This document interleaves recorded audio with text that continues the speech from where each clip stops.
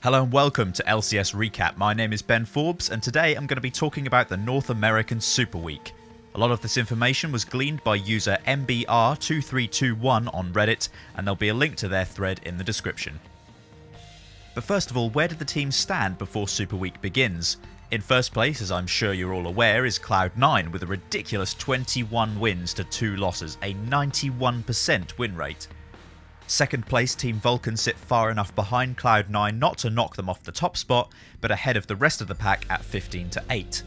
In joint third place are 3 of the old guard, Team Solo Mid, Counterlogic Gaming and Team Dignitas, all winning just under half of their games. In joint sixth it's Team Coast and maybe surprisingly Team Curse, each at 9-14, and at the bottom it is of course Velocity Esports at 5 wins to 18 losses. So let's talk about what each team requires to get to their optimal position in the table. Remember, the top 6 teams play in regionals at PAX from the 29th of August to the 1st of September.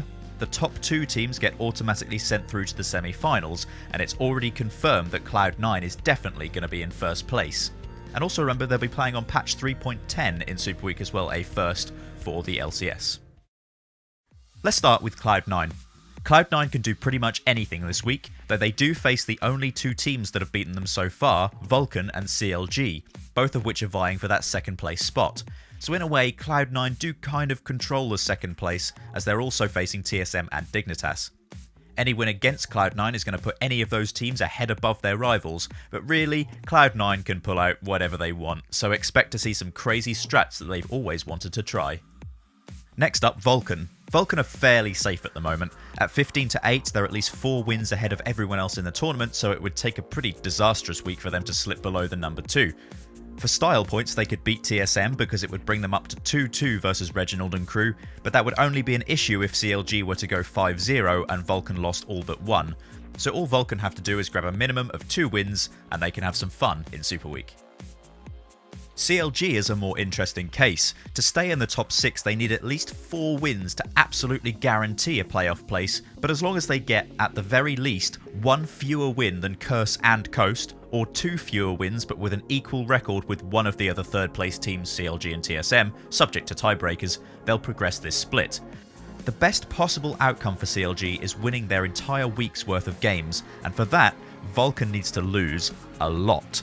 If CLG win 5 games, including one against Cloud9, Vulcan need to lose all but 1 for CLG to take that second place spot. Also, they need to be careful for Elisa's nerfs. Sure, they were small spiderling nerfs and her kit is still very strong, but Nien is currently 2-0 on Elise this split, so he needs to be aware that the patch could change things somewhat.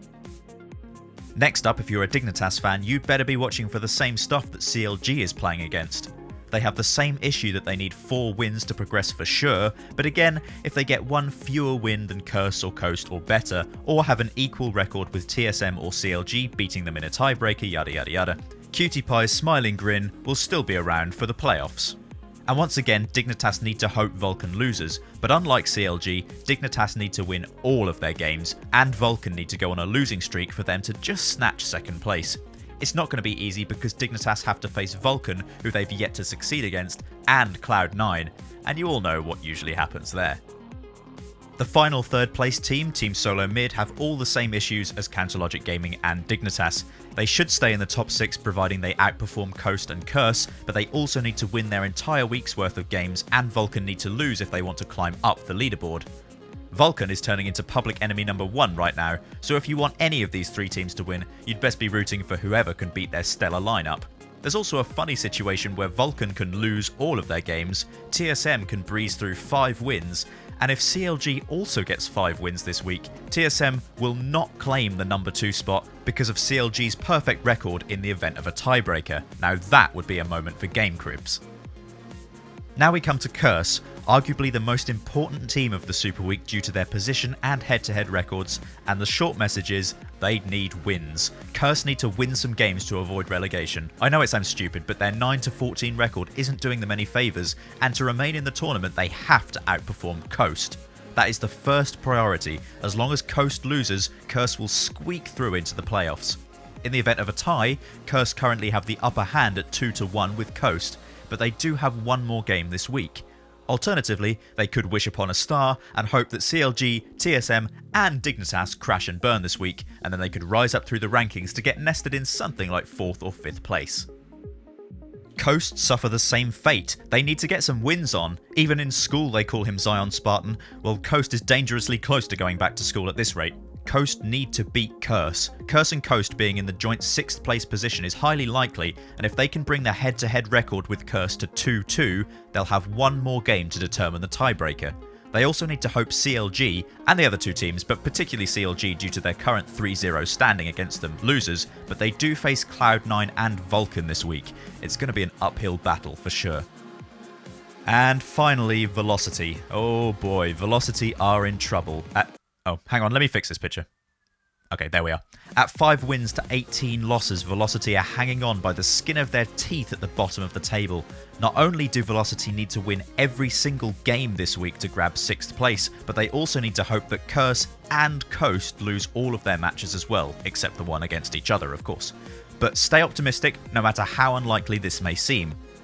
In fact, just how likely is it? Assuming that the 22% win rate for Velocity is how likely they are to win a match, this is completely non-mathematically sound, but, roll with it. The chances of Velocity winning their entire week is 0.00051536332, or approximately 0.051%.